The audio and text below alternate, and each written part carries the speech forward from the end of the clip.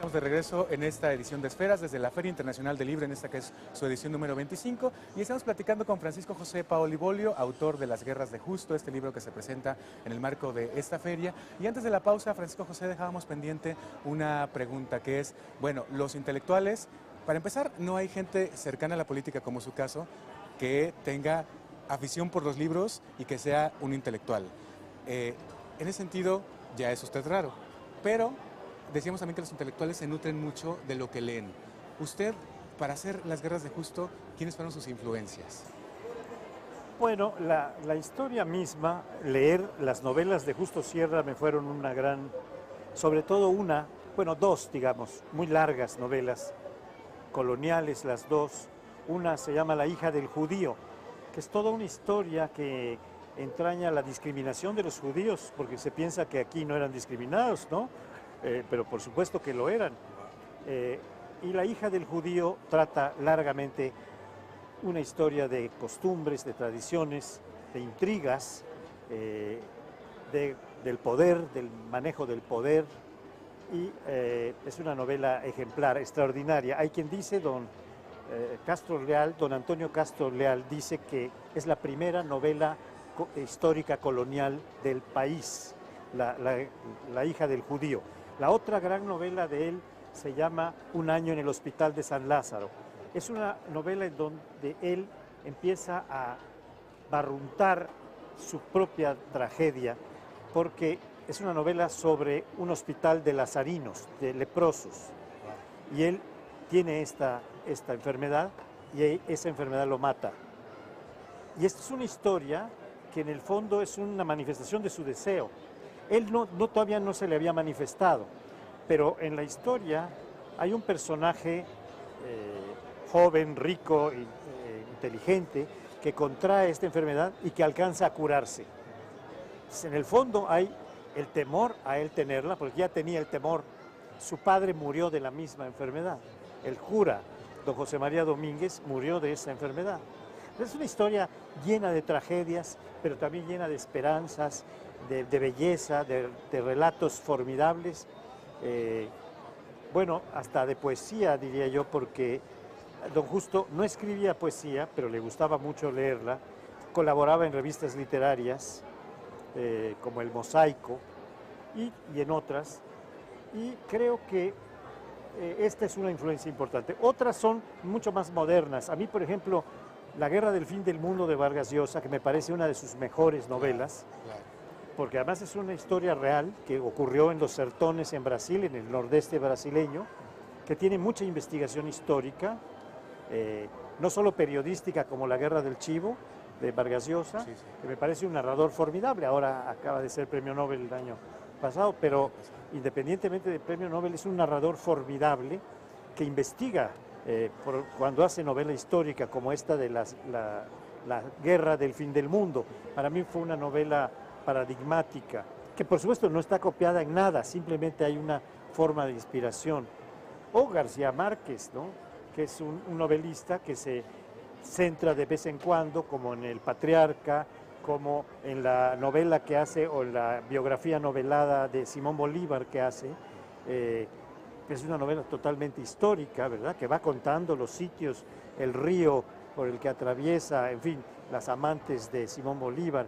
Es una historia muy real, pero al mismo tiempo llenas de posibilidades imaginativas. Claro que lo que le estoy diciendo puede parecer muy pretencioso, porque una cosa es que yo las hubiera leído y me hubieran pues cautivado y hecho una gran influencia, y otra cosa es que tengan nada que ver con lo mío.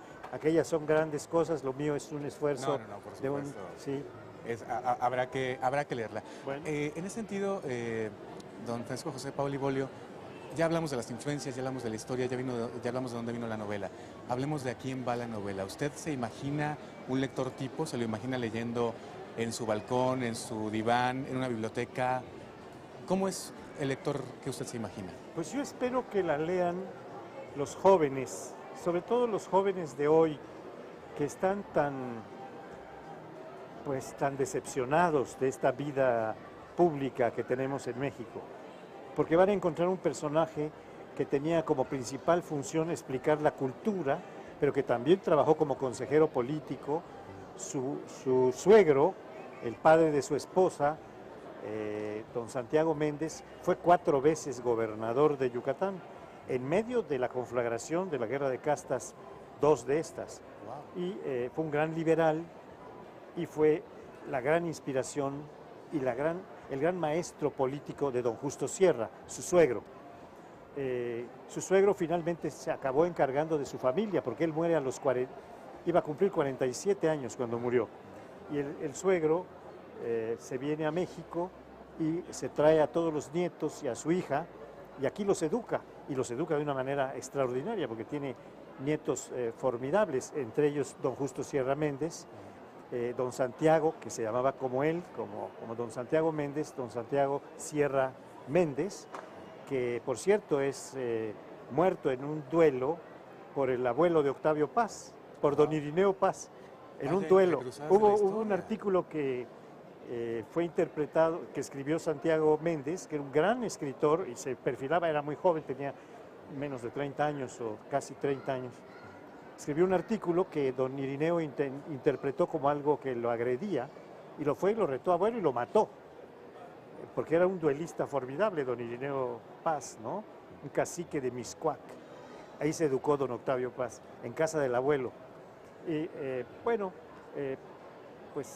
esto se lo decía a propósito de que tuvo una familia y tuvo un hermano, el menor, abogado, se llamaba Manuel Antonio, que hizo una gran fortuna y que acabó consiguiendo concesiones importantísimas para explotar la madera, para hacer ferrocarriles en lo que es hoy el estado de Quintana Roo.